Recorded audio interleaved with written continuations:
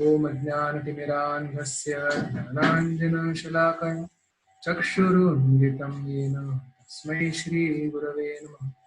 श्रीचैतन्यमनोभीष्टं स्थापितं येन भूतले स्वयं रूपः कदा मह्यं ददाति स्वपदान्तिकम्।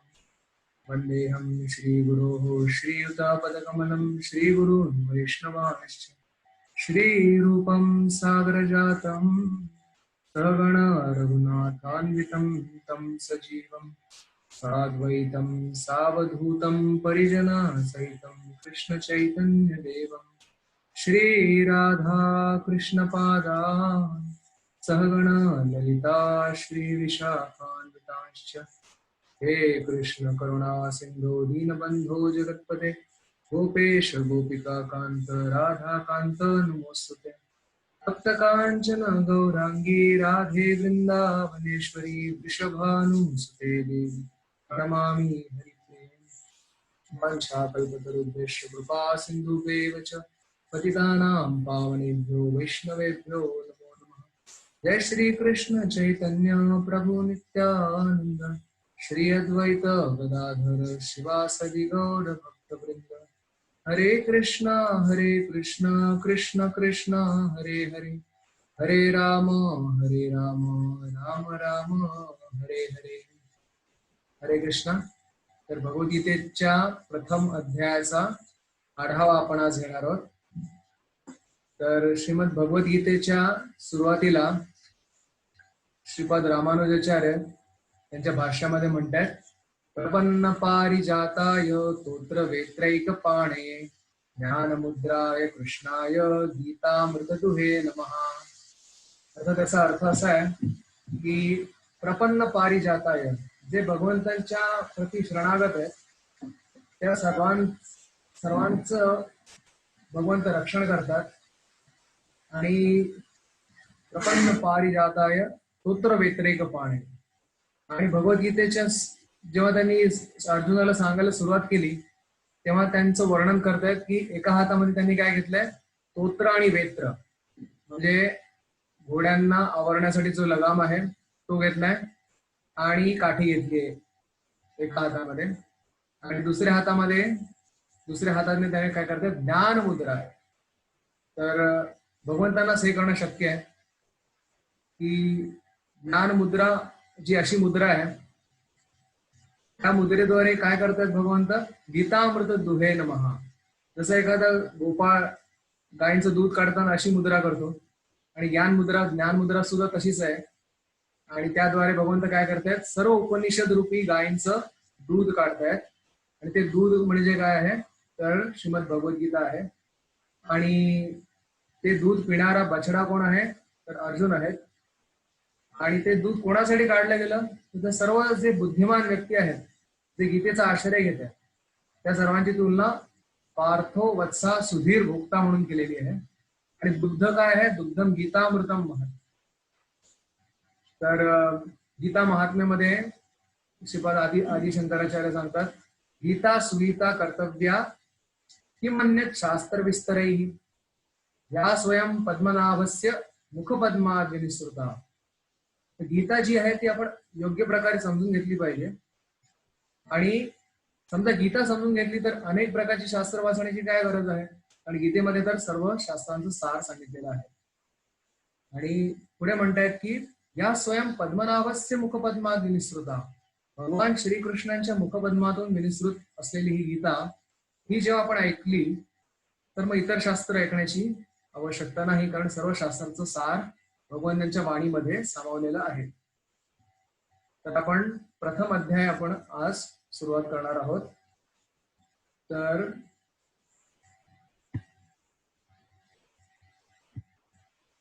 प्रथम अध्यायाचं नाव आहे अर्जुन विषाद योग, किंवा त्याला सैन्य निरीक्षण योग असंही म्हणतात। तर हा पहिला अध्याय म्हणजे गीतेची पार्श्वभूमी आहे।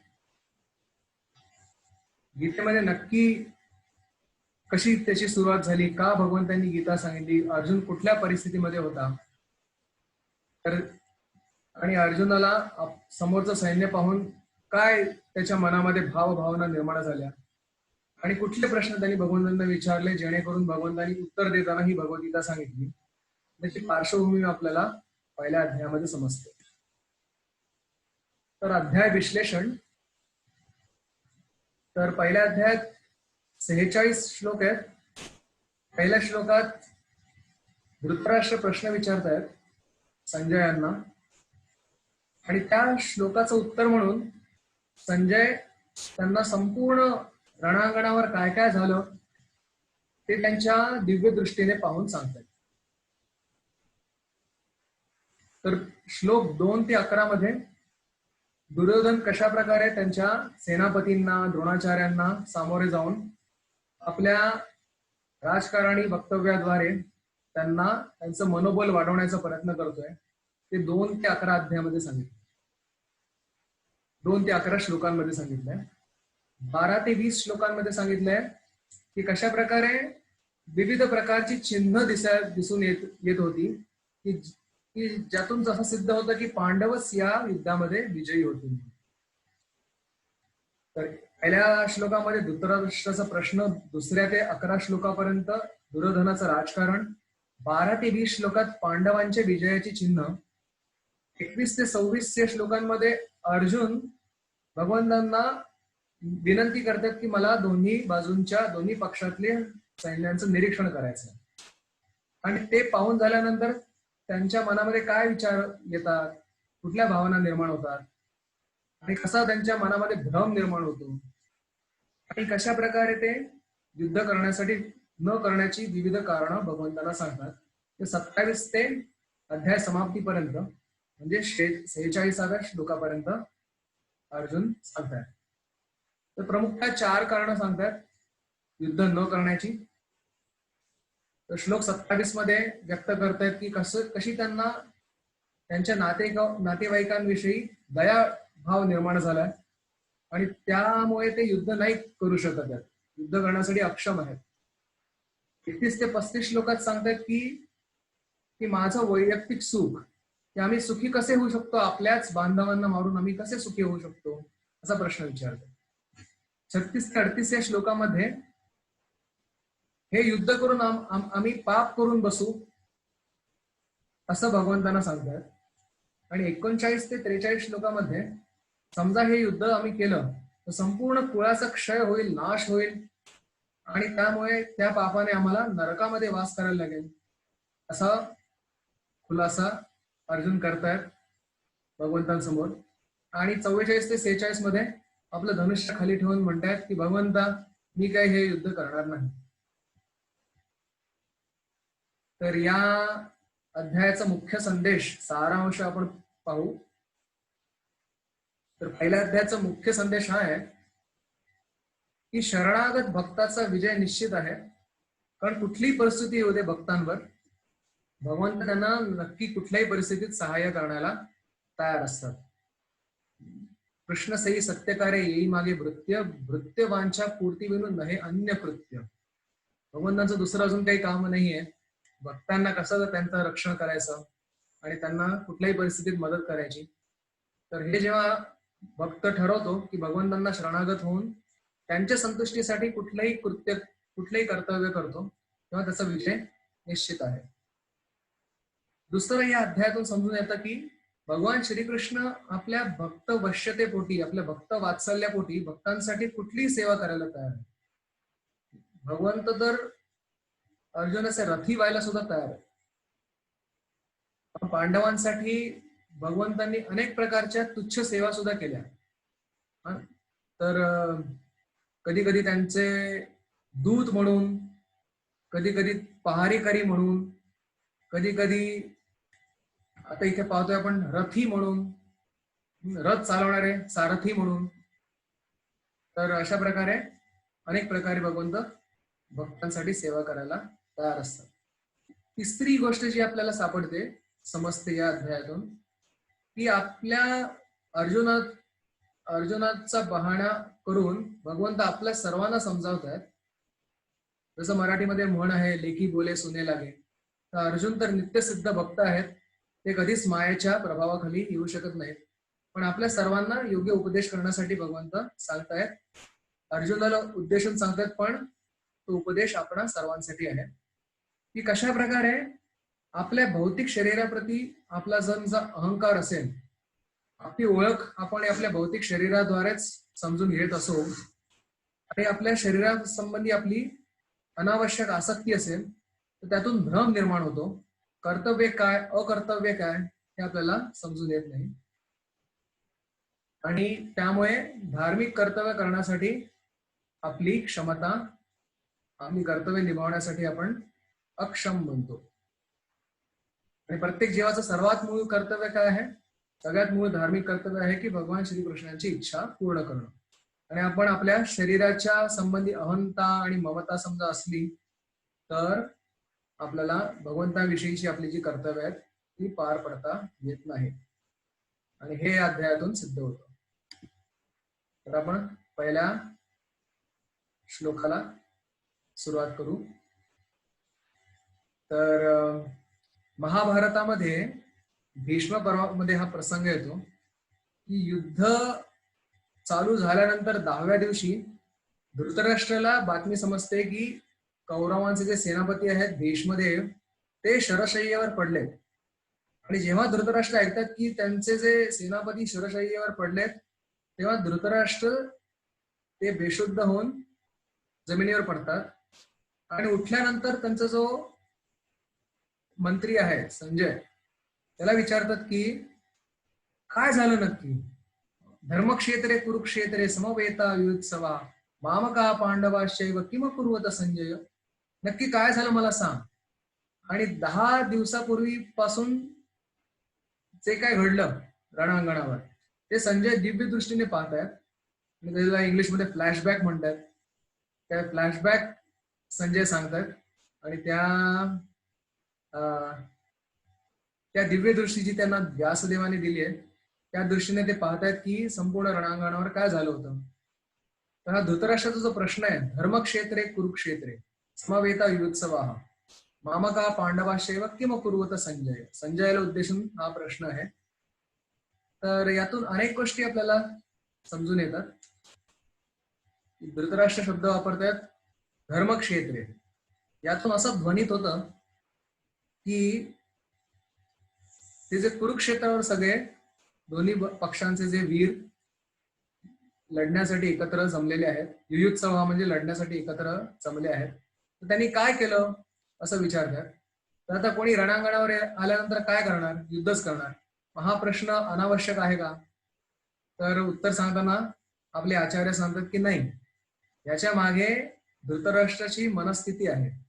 धृतराष्ट्रानं म्हणायचे की धर्मक्षेत्र कुरुक्षेत्र असल्या कारणामुळे इथे धार्मिक व्यक्तींसाठी जास्त त्या विजय कोणाचा होणार हे धर्मक्षेत्र त्याच्यावर अधिक प्रभावी असल्या कारणामुळे जी बाजू धर्माची ती विजयी होणार हे याच्यातून निष्पन्न होतं. आणि म्हणून धृतराष्ट्राच्या मनात शंका आहे की पांडव तर विजयी नाही होणार या क्षेत्रामध्ये, कुरुक्षेत्रामध्ये युद्ध चाललंय. दुसरी अशी शंका आहे की कदाचित धर्मक्षेत्राच्या प्रभावाखाली दोन्ही बाजू समझोता किंवा तडजोड तर नाही करणार. समजा तडजोड केली तर पुन्हा माझ्या मुलांना म्हणजे दुर्योधन दुःशासनांना कंटकयुक्त राज्य भोगावं लागणार. कारण धृतराष्ट्राच्या मनामध्ये पांडव म्हणजे कंटका समान आहेत. जरी ते त्याच्या भावाचे पुत्र असले आणि जरी खरं राज्य युधिष्ठिर महाराजांचं आणि त्यांच्या भावांचं जरी असलं तरी धृतराष्ट्र शब्दाचा अर्थ आहे की जो ज्या आपल्या राष्ट्राला किंवा आपल्या जमिनीला धरून ठेवलंय ज्याने धृत राष्ट्र, की अन्याय करून सुद्धा इतरांची जमीन हडपणं, याचा अर्थ आहे धृतराष्ट्र. तर या धर्मक्षेत्र या शब्दाचा अजून एक महत्व इथे आहे की धर्मक्षेत्र आणि म्हणून धर्मराज युधिष्ठिरांचाच इकडे विजय होणार आहे. आणि क्षेत्र शब्दाचा अर्थ आहे जसं आपण शेतीमध्ये धान्य लावतो आणि काही तण सुद्धा उगवतात. तर भगवंत एका कृषीवालाप्रमाणे शेतकऱ्याप्रमाणे आहेत आणि जी धान्य आहे जे उगवायचं आहे, योग्य धान्य जे आहे ते युधिष्ठिर आणि पांडवांप्रमाणे आहे, इतर पांडवांप्रमाणे. आणि जे तण आहेत ते दुर्योधनाप्रमाणे. तर शेतकरी काय करतो की ते तण उपटून, मुळापासून उपटून फेकून देतो, कारण ते धान्याला त्रास देतात. धान्याच्या योग्य वाढीसाठी ते त्यांचा प्रतिबंध निर्माण होतो. आणि यातून ध्वनित होत आहे की विजय हा पांडवांचाच होणार आहे. त्यानंतर संजय उत्तर द्यायला सुरुवात करतात की पुढच्या 2 ते 11 मध्ये आपण पाहणार आहोत की कशा प्रकारे दुर्योधन आपल्या राजकारणी वक्तव्याद्वारे सर्व त्यांच्या सेनापतींना आणि सैन्याला प्रोत्साहित करण्याचा प्रयत्न करतोय. मोठे मोठे जे योद्धा आहेत त्याच्या पक्षामध्ये त्यांना प्रोत्साहित करण्याचा प्रयत्न करतो. तर सर्वप्रथम कोणाकडे जातो दुर्योधन, तर आचार्य उपसंगम्य म्हणजे द्रोणाचार्यांकडे जाऊन त्यांना सांगतोय की पहा पहा, तुमच्या शिष्याने, द्रुपद पुत्राने म्हणजे दृष्टद्युम्न, त्यांनी कशा प्रकारे एवढ्या मोठ्या सैन्याची रचना केलेली आहे, त्यांनी तुमच्याकडूनच युद्ध शिकून तुमच्याच विरुद्ध तो हे सगळे डावपेच वापरतोय. त्यामुळे तुम्ही अशा प्रकारची तडजोड आता या युद्धामध्ये करू नका. आता अर्जुन तुमचा लाडका शिष्य आहे मला माहिती आहे, पण युद्धामध्ये कुठल्याही प्रकारची तडजोड तुम्ही करू नका, असं अप्रत्यक्षपणे दुर्योधन द्रोणाचार्यांना सांगतोय. आणि सांगतोय की पहा, समोरच्या सैन्यामध्ये भीम अर्जुनच्या समान मोठे मोठे योद्धे आहेत. आणि मग पुढच्या श्लोकांमध्ये दुर्योधन त्यांची गणती करतोय, कोण कोण मोठे मोठे योद्धे आहेत. भीम आहेत, अर्जुन आहेत, सात्यकी आहे, द्रुपद आहे, विराट आहेत, अशा अनेक योद्ध्यांची नावं घेतोय. अभिमन्यू आहे, द्रौपदीचे पुत्र आहेत, सर्व एवं महारथा म्हणतात, ते सर्व महारथी आहेत. त्यामुळे आपल्याला विशेष प्रयत्न करायला लागणार आहेत या युद्धामध्ये. तेव्हा तुम्ही ज्या प्रकारे द्रुपदाला, तुम्हाला माहिती असून सुद्धा की हा तुमच्या नाशाचं कारण आहे, तरी सुद्धा तुम्ही त्याला विद्या शिकवली, तर आता पुन्हा अशी चूक करू नका, हे आपल्या गुरूंना समजावून सांगतो दुर्योधन. तर पुढे तो म्हणतोय की आपल्या सुद्धा सैन्यामध्ये कोण कोण मोठे योद्धे आहेत त्यांची पण नावं मी तुम्हाला सांगतो. आणि इथे समजून येतं की दुर्योधन किती कपटी होता. तर आधी म्हणतोय की भवान भीष्मश्च कर्णश्च कृपश्च समतींजय. नावं घेताना तो अत्यंत चतुर म्हणू आपण किंवा लबाड म्हणू, की आधी नाव घेतोय द्रोणाचार्यांचं, कारण त्याला माहिती आहे की भीष्म सेनापती आहेत, पण द्रोणाचार्य विप्र असल्या कारणामुळे भीष्मांना काही वाईट वाटणार नाही समजा द्रोणाचार्यांचं नाव पहिल्यांदा घेतलं तर. भगवान भीष्मश्च कर्णश्च, नंतर भीष्माचं नाव घेत आहेत, कारण भीष्मांवरच दुर्योधन पूर्णपणे अवलंबून आहे. आणि त्यानंतर स्वतःच्या मित्राचं नाव घेतो कर्ण, की ज्याच्या फूस लावण्यावरून किंवा ज्याच्यावर निर्भर राहून दुर्योधन विचार करतोय की हा कर्णच अर्जुनाला हरवू शकेल म्हणून कर्णाचं नाव घेतो. पण कृपाचार्याचं नाव राहून गेलं. आता कर्णानंतर कृपाचार्याचं नाव कसं घ्यायचं, त्यांना वाईट वाटेल, म्हणून कृपाचार्यांच्या मागे एक विशेषण लावून देतोय, समितींजय, म्हणजे युद्धामध्ये कधी हरत नाही असे कृपा. पुढे अश्वत्थामाचं नाव घेतोय आणि नंतर विकर्णाचं नाव घेतोय. आता विकर्ण काही महारथी नव्हता, पण विकर्ण हा दुर्योधनाचा भाऊ आहे, 100 कौरवांपैकी एक आहे. पण जेव्हा द्रौपदीचा अपमान होत होता तेव्हा सर्वजण चूप बसले होते, पण हा विकर्णच फक्त कौरवांच्या विरोधात बोलला होता. तर हा आपला पक्ष सोडून पक्षांतर याने करू नये म्हणून थोडासा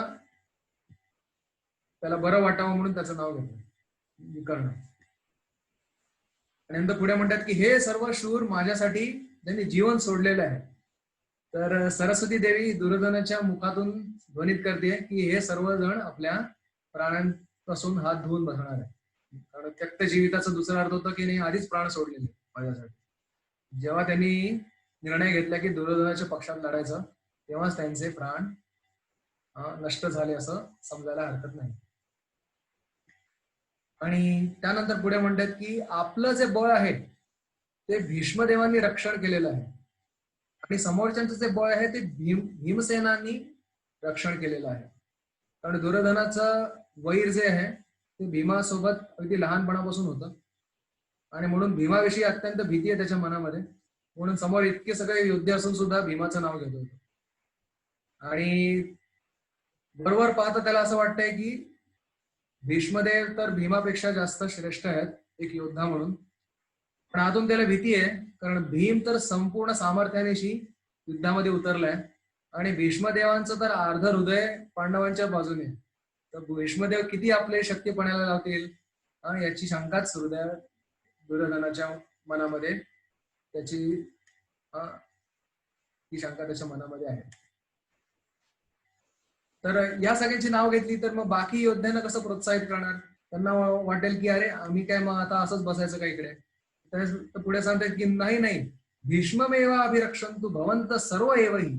सर्व योद्धे तुम्ही सर्वांचं तुमचं सहकार्य आवश्यक आहे. कारण भीष्मदेव आपले मुख्य आहेत योद्धे बरोबर आहे, पण त्यांच्यासोबत कोणी युद्ध करताना त्यांना इतर बाजूने रक्षण करण्यासाठी तुम्ही नेहमी तत्पर राहा असं म्हणून दुर्योधन सर्वांनाच सगळ्यांचं मनोधैर्य वाढवण्याचा प्रयत्न करतो. यानंतर जे पितामह भीष्म आहेत, आता पुढचा जो 12 ते 20 श्लोकामध्ये कशा प्रकारे विविध योद्धे आपापला शंख वाजवतात त्याचं वर्णन आहे.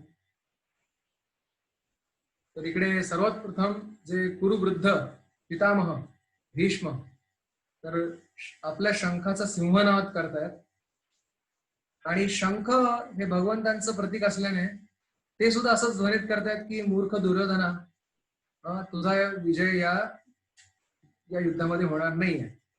या युद्धामध्ये पांडवांचा विजय होणार आहे, तरी पण माझ्या परीने मी सर्व प्रयत्न करण्याचा प्रयत्न करीन.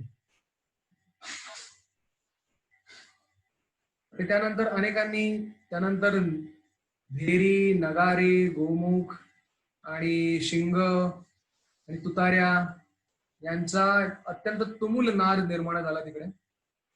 सर्वांनी आपापल्या दोन्ही बाजूंच्या पक्षांनी वाद्य वाजवायला सुरुवात केली आणि असं असताना भगवान कृष्ण अर्जुनासोबत पांढऱ्या शुभ्र घोडे जोडलेल्या आणि सूर्यदेवाने दिलेल्या रथावर आरूढ होऊन त्यांनी आपापले शंख वाजवले.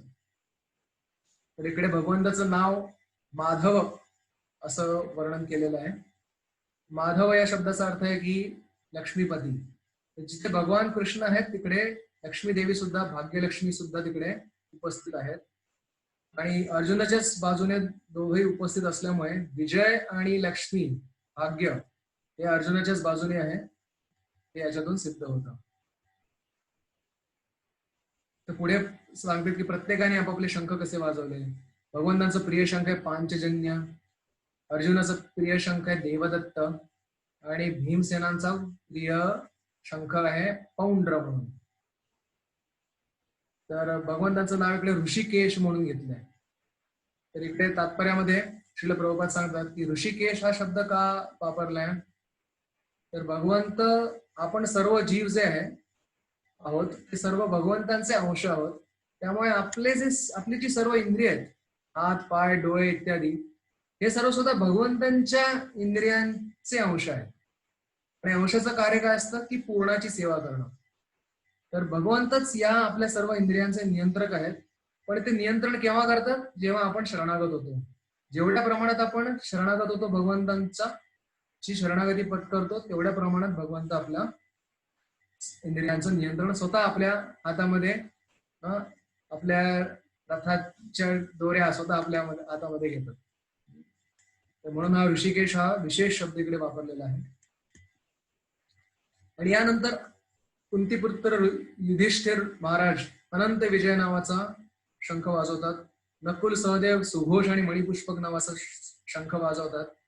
आणि या सर्वांची नावं घेण्याचा मागचा उद्देश असा आहे की विदुर सांगतात, संजय सांगतायत धृतराष्ट्रांना की पहा तुम्ही जो चुकीचा निर्णय घेतला पांडवांविषयी विरुद्ध लढण्याचा, याच्यातून काय निष्पन्न होणार आहे. हे सगळे जे महावीर आहेत ते संपूर्ण तुमच्या पक्षाचा नायनाट करणार आहे, हे याच्यातून ध्वनित होत आहे.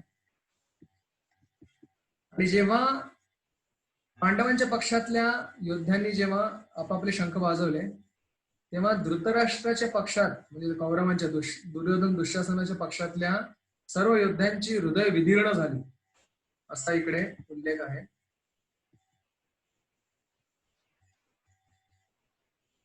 आणि सर्वांचा शंख वाजून झाल्यानंतर आता तर युद्धाला सुरुवात होणार आणि इकडून तिकडून बाण एकमेकांवर चालवले जाणार.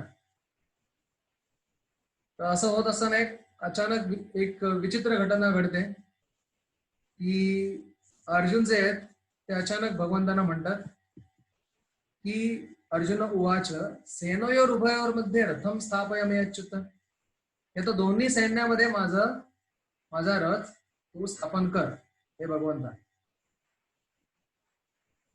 कोण कोण माझ्यासोबत युद्ध करण्यासाठी आलंय मला थोडस निरीक्षण करायचंय, असं अर्जुनाला म्हणायचं. आता हे निरीक्षण करण्याची ही वेळ नव्हती, कारण आधी सर्व निर्णय झाला होता की कोण कोणाबरोबर युद्ध करणार. पण आता या युद्धाच्या समयी अचानक भगवंत त्यांना प्रेरणा देतात की जेणेकरून अर्जुन, ज्याची ते सगळ्यात जास्त भय अर्जुनाच्या मनात आहे, त्या भीष्म आणि द्रोणांच्या समोर एकदम प्रिय जे व्यक्ती आहेत अर्जुनाला, त्यांच्या समोर नेऊन भगवंत रथ स्थापन करतात. तर अर्जुनाला दोन गोष्टींसाठी पाहायचंय की कोणाबरोबर मला युद्ध करायचंय. पहिली गोष्ट म्हणजे की कोण कोण किती किती झुकलेलं आहे हे युद्ध करण्यासाठी आणि कोणाची किती क्षमता आहे हे मला पाहायचं म्हणून अर्जुन म्हणतायत भगवंतांना. हे सांगितल्यानंतर भगवान ऋषिकेश म्हणजे भगवान कृष्ण अर्जुनाचं दुसरं नाव सांगितलं गुडाकेश, त्यांचा रथ दोन्ही पक्षांच्या बरोबर मध्यात नेऊन उभा करतात. आणि इकडे दोन्ही सैन्य आतुर आहे लढाई करण्यासाठी.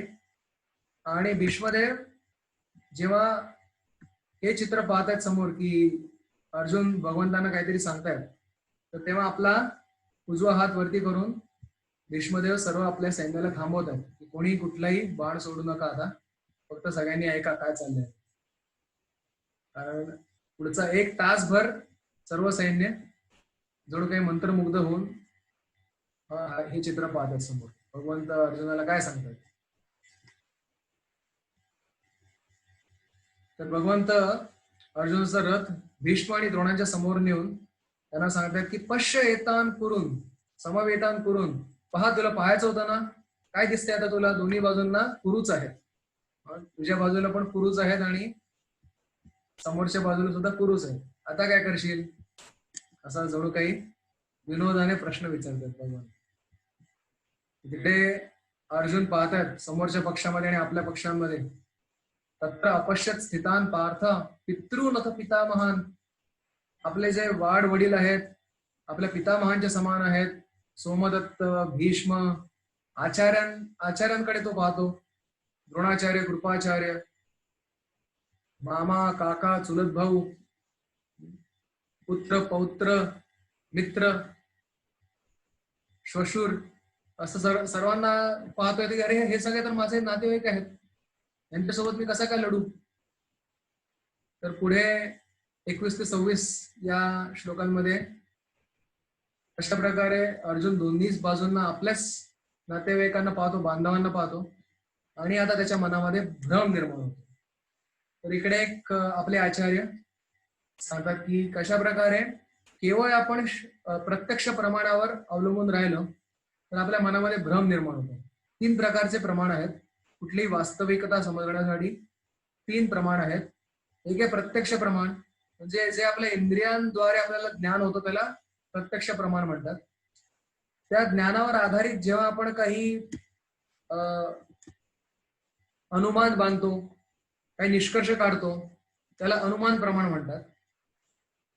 आणि जेव्हा शास्त्रांमध्ये भगवंताची साक्षात वाणी जी आहे, शास्त्र किंवा गुरु आणि साधूंची जी वाणी आहे, तर त्याद्वारे जो अर्थ समजतो आपल्याला, जी वास्तविकता समजते, त्याला म्हणतात शब्द प्रमाण. तर प्रत्यक्ष आणि अनुमान प्रमाण दोन्हीमध्ये अनेक त्रुटी आहेत. कारण आपण सर्व जे आहोत ते आपल्या सर्व बद्ध जीवांमध्ये 4 प्रकारच्या त्रुटी सापडतात. भ्रम, प्रमाद, विप्रलिप्सा आणि कारण अपाठ. म्हणजे आपल्याला भ्रम होतो, आपली इंद्रिय अक्षम आहेत आणि आपल्याला फसवण्याची प्रवृत्ती असते आणि आपण चुका करतो. तर ही 4 दोष प्रत्येक बद्ध जीवामध्ये आहेत. भ्रम, प्रमाद, विप्रलिप्सा, कारण पाठाव. आर्ष विज्ञ वाक्य नाही दोष येई सर्व. पण आर्ष आणि विज्ञ जे मुक्त जीव आहेत किंवा साधू संत आहेत, त्यांच्या वाक्यामध्ये अशा प्रकारचे दोष आढळत नाही. तर प्रत्यक्ष प्रमाण, उदाहरणार्थ प्रत्यक्ष आपण पाहतो की डोंगरावर समजा आपल्याला धूर दिसतो, कदाचित आपण विचार करू की आता हा धूर आहे म्हणजे इथे अग्नी असेल. पण कदाचित आपण पाहतो की पावसाळ्यात कधी कधी ढग उतरतात डोंगरावर, त्यामुळे सुद्धा कधी धुरकट दिसतं. तर हे अनुमान प्रमाण कशा प्रकारे त्रुटीपूर्ण आहे. प्रत्यक्ष जेव्हा आपण सूर्याकडे पाहतो, एकदम छोटासा गोळा दिसतो, पण खरं पाहायला गेलं तर सूर्य एवढं म्हणजे आपल्या नाण्या एवढा छोटा गोळा नाहीये, चकती नाहीये. तर एक फार मोठा, आपल्यापेक्षा मोठा, आपल्या ग्रहापेक्षा मोठा ग्रह आहे. हे आपल्याला प्रत्यक्षाद्वारे समजू शकत नाही. आणि त्यामुळे प्रत्यक्ष आणि अनुमान या प्रमाणामध्ये त्रुटी असल्या कारणामुळे आपण शब्द प्रमाण, जे भगवंतांनी सांगितले, जे साधू संतांनी सांगितले, जे शास्त्रामध्ये सांगितले, त्याच्यावर आधारित जेव्हा आपण वास्तविकता पाहायला शिकतो, तेव्हा आपण खरोखर योग्य गोष्टीचं आपल्याला ज्ञान होतं, कुठली गोष्ट केली पाहिजे त्याचं ज्ञान होतं आपल्याला. आणि नंतर केवळ प्रत्यक्षावर अवलंबून राहिलो तर आपल्याला विविध प्रकारचे भ्रम होतात. आणि त्याचं उदाहरण म्हणजे इकडे आपल्याला स्पष्ट अर्जुनाच्या रूपामध्ये दिसून येत आहे. कारण तो प्रत्यक्ष प्रमाणावर पूर्णपणे अवलंबून आहे आणि आता पुढे अनुमान लावून सांगतोय की का हे युद्ध करणं योग्य नाही. पण इकडे शब्द प्रमाण काय सांगते ते आपल्याला दुसऱ्या अध्यायापासून भगवंत स्वतः श्रीमुखातून स्वतःच्या सांगतो. तर सांगतोय की या सर्वांच्याकडे पाहून कृपेने आविष्ट होतात अर्जुन. तर एका अर्थाने हा अर्जुनाचा सद्गुण आहे की आपल्या नातेवाईकांविषयी कृपा असणं, दयाभाव असणं. जो भगवानाचा भक्त असतो, सगळ्या प्रकारचे सद्गुण त्याच्यामध्ये आपोआपच उपस्थित होतात. यस्यास्ति भक्तिर् भगवती अकिंचना सर्वैर गुणैस्तत्र समासते सुराः हराव भक्तस्य कुतो महद्गुणा मनोरथेन असती धावतो वै. म्हणतात की जे भगवंतांचे भक्त आहेत, सर्व देवतांचे जे सद्गुण आहेत, दया, क्षमा, शांती, समता, तुष्टी, क्षम, दम, तितिक्षा, हे सर्व गुण जे आहेत ते भक्तांमध्ये आपोआपच निर्माण होतात. पण जो भगवंतांचा भक्त नाहीये, त्याचे जे गुण आहेत ते 3 गुणांच्या सत्व, रज गुण, सत्व, रज आणि तमाच्या प्रभावाखाली असल्यामुळे ते कधी बदलतील ते सांगता येत नाही. मनोरथेनं असती धावतो वही. पण मनोरथ, त्याचा मनाचा रथ कुठल्या दिशेने वळेल ते सांगता येत नाही, कारण त्याच्या मनाचा सारथी भगवंत नाहीये. तर इकडे आपण अर्जुनावर या सर्वांकडे पाहून हृदयामध्ये एक करुणा भाव निर्माण होतो. आणि मग कृष्णाला, भगवंतांना ते सांगतायत की दृष्ट्वा इमं स्वजनम कृष्ण युत्सु समुपस्थितम सीदंती मम गाता. माझे अवयव गळून पडतायत, माझं तोंड कोरडं पडलंय, माझ्या अंगामध्ये शहारे येत आहेत आणि माझं जे गांडीव धनुष्य आहे ते हातातून घसरून पडतंय आणि माझ्या त्वचेचा दाह होतोय आणि माझं मन भ्रमित झालंय आणि मी विविध विपरीत लक्षणं पाहतोय. तर हे पहिलं कारण म्हणजे दया किंवा कृपा. तर याचं उत्तर भगवंत नंतर देतील की कशा प्रकारे एखाद्याच्या भौतिक शरीराविषयी जो दयाभाव आहे तो इतका महत्वाचा नाहीये. कारण आपण हे शरीर नसून आत्मा आहोत. समजा एखादा व्यक्ती बुडतोय, तर त्याचा बुडणाऱ्या व्यक्तीचा कोणी पुरता त्याने कोणी वाचवला आणि तो व्यक्ती मात्र बुडून गेला, तर त्या दयेला काय अर्थ आहे? तर खरी दया तर आत्म्याविषयी असली पाहिजे. तर इकडे पुढे हे कारण सांगून झाल्यानंतर पुढे याचं विवेचन भगवंत करतायत. दुसऱ्या अध्यायात 11व्या श्लोकापासून 30व्या श्लोकापासून आपण सर्वजण कसे आत्मा आहोत आणि आपली जी कर्तव्य पार पाडण्यासाठी कशा प्रकारे आपण शरीराच्या स्तराच्या पुढे गेलं पाहिजे किंवा वरती गेलं पाहिजे हे भगवंत समजावून सांगतात. पुढे अर्जुन सांगतायत की आमचं सुख पाहायला गेलं तर हे युद्ध करून तर काय आम्ही सुखी होणार नाही आहोत. न श्रेयो पश्यामी हत्वा स्वजन माहवे आकांक्षे विजयम कृष्ण न राज्यम सुखानी च. आमच्या स्वतःच्या बांधवांसोबत युद्ध करून मला काही विजयाची अपेक्षा नाहीये. का बरं? कारण जरी आम्ही जिंकलो तरी हे राज्य आम्ही भोगू शकत नाही. उदाहरणार्थ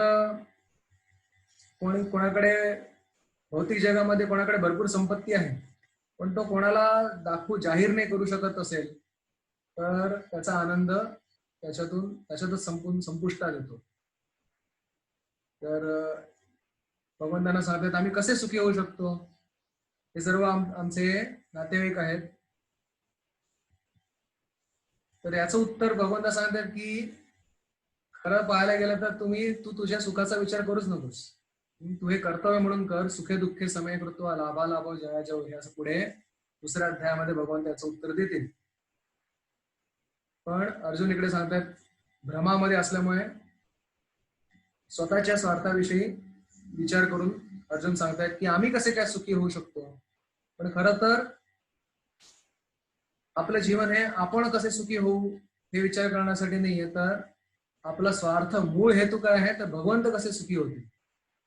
कारण भगवंतांना सर्व जीवांचं हम आदिर्हि भूतानाम, ही सर्व जीवांचं मूळ आहे म्हणून सांगतात. जसं एखाद्या झाडाच्या मुळाला आपण पाणी देतो तेव्हा सर्व त्याच्या त्याच्या पालवीला, त्याच्या फांद्यांना, त्याच्या फळांना, फुलांना आपोआप पाणी मिळतं. त्यांना आपण वेगळं पाणी देण्याचा प्रयत्न करत नाही. त्याच प्रकारे जेव्हा आपण भगवंतांची सेवा करतो तेव्हा सर्व जग आपणा सकट सर्व जग संतुष्ट होतं. या विरुद्ध समजा आपण केवळ फळाला किंवा फुलाला पाणी देण्याचा प्रयत्न केला तर त्याच्यातून त्याला काही लाभ होत नाही. दुसरं उदाहरण देत आहेत की जेव्हा पोटाला अन्न पुरवलं जातं तेव्हा शरीराच्या सगळ्या भागांना अन्न पुरवलं जातं. पण समजा बोटाने ठरवलं की नाही मी तोंडाला अन्न देणार नाही, मी स्वतःच अन्न उपभोगण्याचा प्रयत्न करेन, त्याला त्याच्यातून काही शक्ती मिळणार नाही, काही स्वाद मिळणार नाही. एखादी खीर समोर ठेवली आहे तर त्याच्या एखादं बोट किती 2-3 तास जरी बुडवून ठेवलं तरी या बोटाला काही आनंद मिळणार नाही. पण तेच जर समजा त्याने पोटाला किंवा तोंडाला त्याने पुरवलं त्या बोटाने ती खीर, तर संपूर्ण शरीर त्याने संतुष्ट होईल. इकडे अर्जुन स्वतःचा विचार करतात, पण न ते विदु स्वार्थ गती ही विष्णू. खरी स्वार्थ गती म्हणजे भगवंतांना संतुष्ट करणं ही खरी स्वार्थ गती आहे. हे सुद्धा पुढे भगवंत सांगतील. आणि प्रत्यक्ष प्रमाणामुळे भ्रमित झाल्यामुळे अर्जुन आता चुकीचं प्रमाण सुद्धा लावतात. पुढे 36, 37, 38 श्लोकांमध्ये सांगतात की कशा प्रकारे आम्ही पाप करून बसू. कारण आम्ही जरी आमच्या समोरच्या पक्षातल्या लोकांनी लोभामुळे हे जे कुलक्षयाचं कारण बनणारं जे युद्ध आहे त्याच्यामधला दोष त्यांना समजत नाहीये, पण त्यांना जरी नाही समजलं तरी आम्हाला समजू नये का? तर या आततायांना मारून आम्ही पापच करून बसू. पापमेवाश्रयद अस्मान हत्वैतान आततायिनः. इकडे भगवंतांना अर्जुन सांगतात की हो, हे आततायी आहेत, पण यांना मारून सुद्धा आम्ही पाप करून बसू. आता शास्त्रामध्ये, नीतिशास्त्रामध्ये सांगितलंय की 6 प्रकारचे आततायी आहेत की जे दुसऱ्याला विष देतात, ते आततायी आहेत. जे दुसऱ्याच्या घराला आग लावतात ते आततायी आहेत. एखाद्या शस्त्राद्वारे दुसऱ्यावर हमला करण्यासाठी आलेत ते सुद्धा आततायी आहेत. आक्रमण करण्यासाठी आलेत ते सुद्धा हे तिसरे आततायी. यानंतर कोणी कोणाची जमीन हडपतोय तो सुद्धा आततायी आहे. कोणी कोणाचं धन हिरावून घेतोय तो सुद्धा आततायी आहे. कोणी दुसऱ्याच्या पत्नीचं हरण करतोय तो सुद्धा आततायी आहे. आणि आश्चर्याची गोष्ट म्हणजे हे दुर्योधन दुःशासनाने ह्या 6ही गोष्टी पांडवांसोबत केल्या.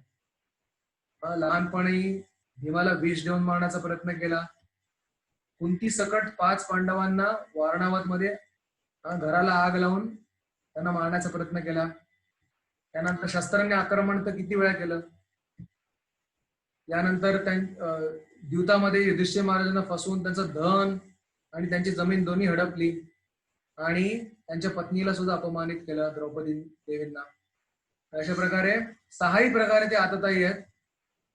आणि त्यामुळे नीतिशास्त्र सांगतं की या आततायींना दंड केलाच पाहिजे म्हणून. क्षत्रिय धर्म. पण कुलधर्म सांगतो की आपल्या कुळातल्या लोकांना मारू नये म्हणून. तर मग अर्जुन भगवंतांना सांगतात की क्षत्रिय धर्माप्रमाणे जरी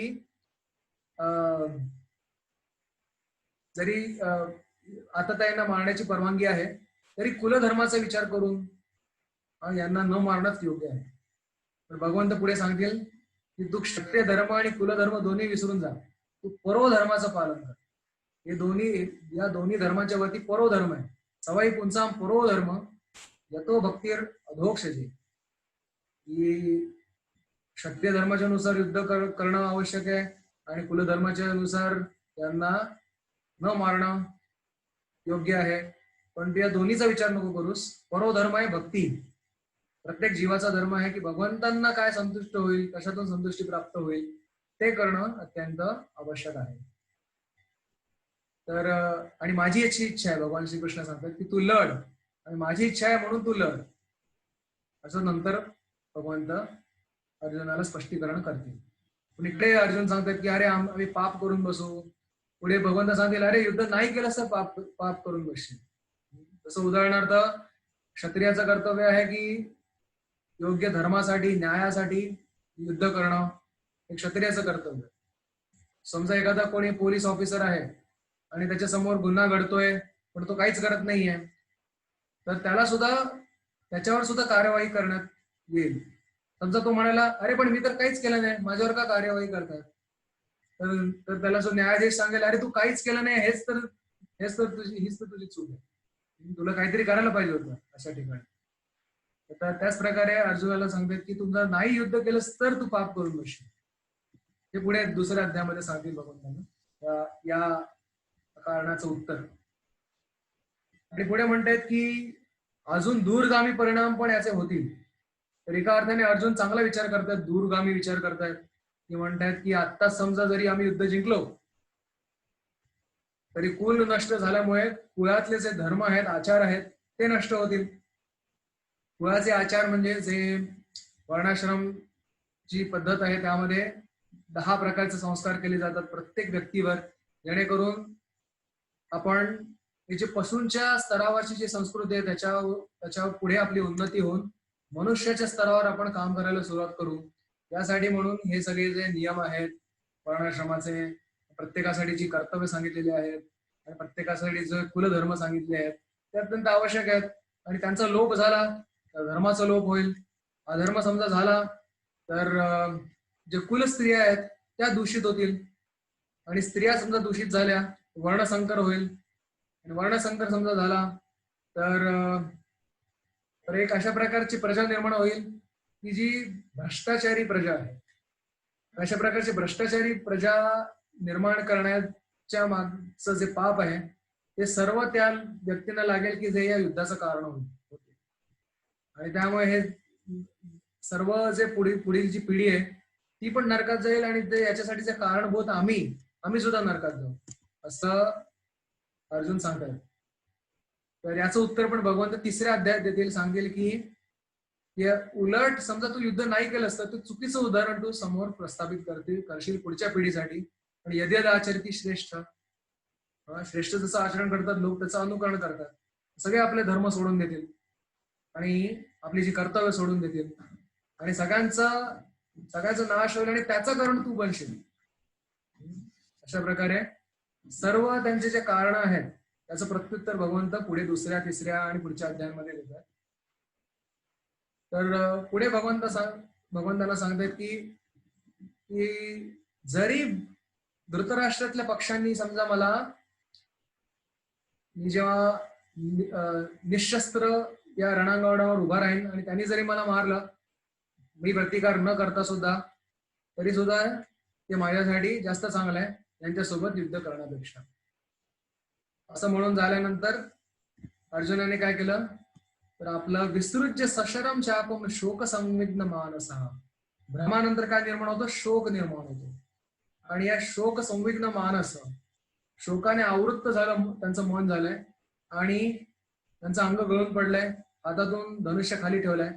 आता अर्जुनासाठी धनुष्य म्हणजे भगवंतांच्या सेवेचं प्रतीक आहे. जेव्हा शोक मोह याने अभिभूत होतो व्यक्ती, तेव्हा भगवंतांची सेवा सोडून देतो. तिकडे आपण पाहू की कशा प्रकारे भगवंत त्यांच्या अमृतवाणीद्वारा अर्जुनाच्या चेतनेचा उद्धार करतील, जेणेकरून सर्व सत्य अर्जुनाला स्पष्ट दिसून येईल आणि प्रत्यक्ष अनुमानावर केवळ निर्भर राहिल्यामुळे जो भ्रम त्यांच्या मनामध्ये निर्माण झालाय तो भ्रम दूर होईल.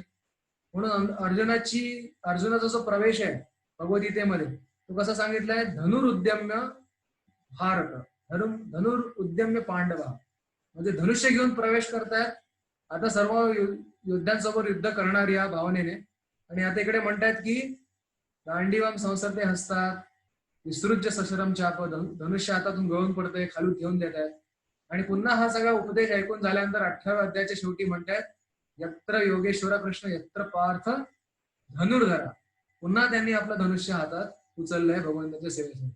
तर अशा प्रकारे भगवंतांच्या वाणीचा एवढा प्रभाव शब्द प्रमाण जे आहे की जेणेकरून त्यांना योग्य ज्ञान होतं, सर्व मोह त्यांचा नष्ट होतो आणि पुन्हा एकदा ते त्यांचं जे कर्तव्य करण्यास उभे राहतात. तर हे भगवद्गीता आपल्या सर्व प्रकारच्या ज्या शंका आहेत, कुशंका आहेत, सर्व प्रकारचे जे भ्रम आहेत त्याच्यावर एक रामबाण उपाय आहे. भगवंतांची वाणी ऐकून आपल्या चित्ताचं शुद्धीकरण होतं,